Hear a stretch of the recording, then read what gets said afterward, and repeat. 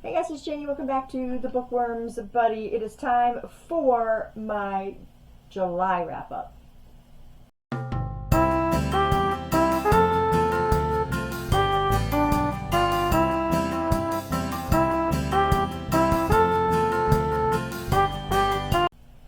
Okay guys, welcome back. Welcome new subscribers. Thank you all for staying tuned, for subscribing, your support of my channel, all that good stuff. So today it is time for my July wrap up, and in July I only ended up reading 6 books because you guys remember I went on vacation, gone for a week, didn't read in that week because we were just busy. So that's the other 2 books was that week I didn't read anything. So let's talk about what I did read. The first book that I read was The Caller by Chris Carter. You know there's got to be a Chris Carter book in there. I'm trying to finish the series this year. And this one was really good. Not my favorite. Not as good as the other ones. This one got a 4-star. All the other ones got a 5-star. But in this one, we've got our serial killer who is calling people. He's calling people and they have to witness the death of a friend, a relative, whoever he's choosing for it. And they have to watch the whole time. They can't move. They can't call the police while they're watching, or they will be the next victim. Again, nothing is sugar-coated in any of this. And you do find out the reasoning behind it. There's always a reasoning behind the serial killer's motives. And that always comes to light in these books. So you're never trying to figure out, well, why? Why did it happen? So there is always some reason behind the madness of these, behind what they're doing. So, very good. Like I said, 4 stars for this one. I can't really remember this time why it was 4 stars. I think it was a little bit slower in the beginning, and none of his books are really slow like that. So that one just, it might have taken me a little bit longer to get into this one, but once I got into it, it was fantastic. So 4 stars is still great. The next book that I read was King of Wrath by Anna Huang. Now I read her Twisted Love and Twisted Games books. And, I mean, they were all right. They were okay. Nothing really bad. Nothing really to write home about. Just kind of your classic spicy romance. Now, this one, I wanted to try this series, and I've read 2 of them so far. This is the first one. This is the King of Sins series. And in this one, we are following Dante and Vivian. And what happens in this one is Dante is this billionaire CEO of his company, and Vivian, their family is pretty well off also. But Dante's brother is always getting into trouble. And he always confides in his friend Kai. Kai is his best friend, and they spar, and that's how Dante gets all this residual anger and rage out by sparring with his buddy Kai. But he's always having to take care of his brother, always having to get him out of, bad situations and stuff like that. Well, Vivian's father finds out. He gets some video or something of Dante's brother doing something he shouldn't be doing or what have you, and he blackmails Dante into an engagement with Vivian. And they really can't stand each other, so this is enemies to lovers, and that's pretty much what the story is. Now, like I said before, Anna Huang writes some pretty spicy stuff, so if you can't bear to read the spicy stuff, then this is probably not something you want to read. I would rather all the spicy stuff wasn't in there either, but the stories are pretty well told. I gave this one 4 stars. I did enjoy it. I will probably continue. I'm not sure how many books are out there right now, but this one was decent. Just minus the spice, maybe. Probably not.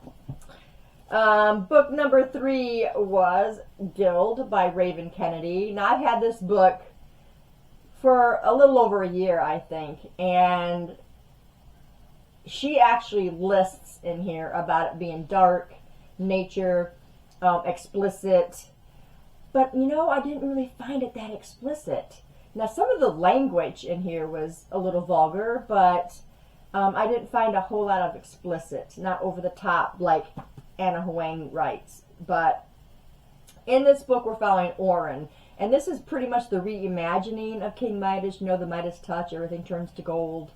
Well, he actually did that to her, and he is her prize. She is his pride possession. She lives in a gilded cage, but it's not like a little cage. It's like a whole entire floor in his kingdom that she gets to gallivant around in. That way nobody can get to her, nobody can hurt her, but she doesn't really have much of a life either. And then some things happen, which I don't want to tell you. And some things happen. So more negative things happen. And Oren is right in the middle of it. That's all I'll tell you. So this was it was a decent read. I did enjoy it. I was glad that it wasn't as explicit as I thought it was going to be. It is on a darker level, though. So there are some darker things that happen. But yeah, I really kind of enjoyed this one. This is rated 4 stars. And there are more to this. I'll probably end up just getting them. I think I have them on my Kindle, actually. This is the only one I have in physical copy. So the next book that I read was YearOne by Nora Roberts.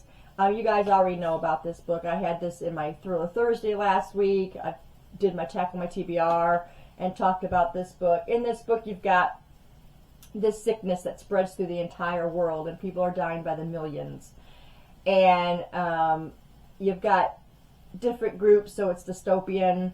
You got those who want to kill the survivors because some of the survivors got powers from this whole thing. You've got ministers in his church. I can't remember what he called his gathering, trying to go after these people. The government trying to round them up and trying to round them up to do tests and stuff on them and find out, hey, maybe they'll help us get a cure.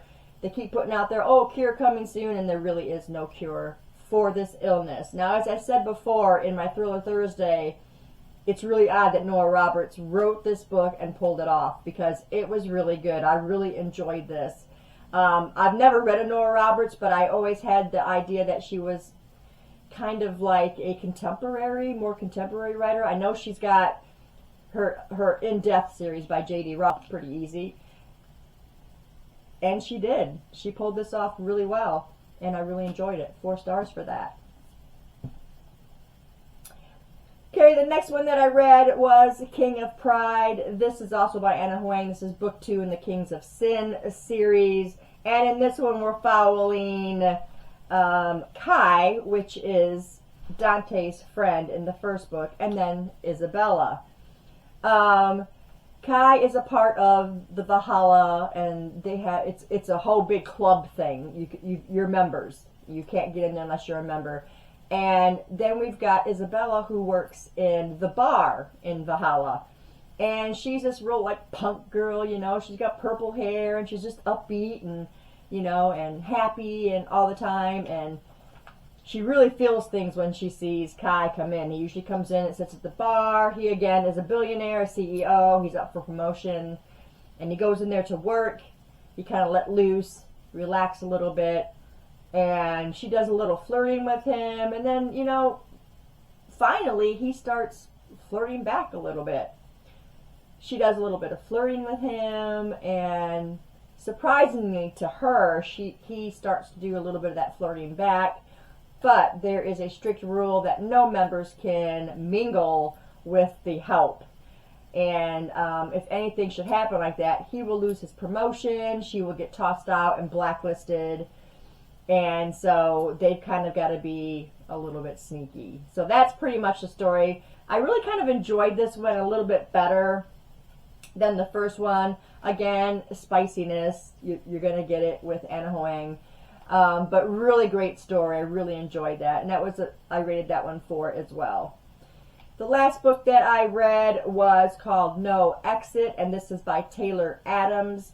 I actually got this recommendation from my niece, Riley. She was talking about the book, and she actually read me the synopsis and stuff, and I was like, hey, I'm going to get that for my Kindle. And I really, really enjoyed it. This one takes place in the mountains of Colorado, and what happens is we've got, let's see, did I write her name down? Yeah, Darby. We've got Darby who is on the road, and this big storm hits, and her little car is not going to make it. She's sure her car's not going to make it. Well, she finds this rest stop, and there's 4 complete strangers that are also stranded in there.